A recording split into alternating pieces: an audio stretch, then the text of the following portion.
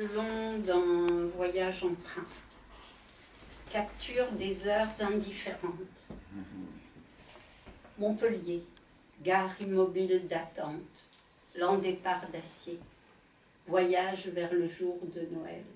Soleil, ombre et soleil, soleil d'après-midi. Faible nuage effilé de teint, la plume perdue d'un oiseau géant. Ligne double de fer qui fait glisser ses wagons en lame, lame, lame, lame. Croisement vif, sud-nord, nord-sud. Roucoulement du rail sous les roues. La campagne étendue dort sur la colline, deux cyprès s'embrassent encore comme il faisait déjà pour Agnès Varda. Et plus loin, deux versants infiltrés de trains. Dans le boyau lancé, tête penchée sur un écran, homme, femme, enfant et celui qui dort. Des voix indéfinies. Non, dit la petite fille. Arrête, supplie le garçon. Le train n'arrête pas, glisse toujours au nord, croisement doux comme un filet de boue. Nîmes, cèdre planant sans tête. Le train perce la gare. Soleil, ombre. Écho lointain et sourd des haut-parleurs et défilé des voyageurs.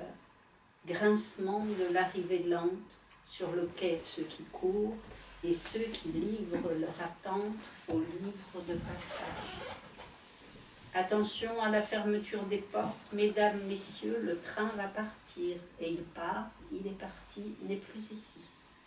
Les bancs s'accrochent au passé, reflets ou une architecture? Collines et collines, d'horizontales coulures passent entre les lignes, un mot, deux lettres ou encore une phrase se tait et grappille du vent. Devant le dos du vent tout blanc, un mur pour arrêter le son. Il n'est plus que le chant et la respiration du train, soufflant sur la route de petits éclats de voitures, largués comme des boules vers le ravin noir des secondes enfuies. Ciel épais, nuage sur nuage, et sur ponts, poteaux et câbles, là-bas il neige sur les Alpes. Valence au futur du jour s'avance, les arbres nus grelottent et ronflent la très grande vitesse. Qui pleure sa poupée perdue? Les frontières s'effritent, brisées par des clochers qui prient. Noir, point de lumière au noir, l'oreille aspire le vide d'un tunnel. À l'horizon derrière, ciel du sud. À l'horizon devant, doux feuillage du troupeau des nuages. La pointe des montagnes plante son regard sur moi. À l'horizon derrière, le ciel est rose du soir. À l'horizon devant, le drap nocturne frise les brumes.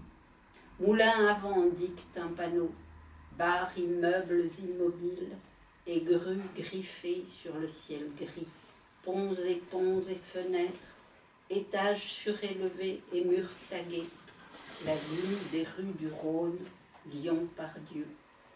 Ne tentez pas de descendre, ce train n'est qu'un moment, pullulement d'hommes valises qui vont. La jeune fille s'est endormie dans la maison roulante, ses deux mains se closent sur un rêve.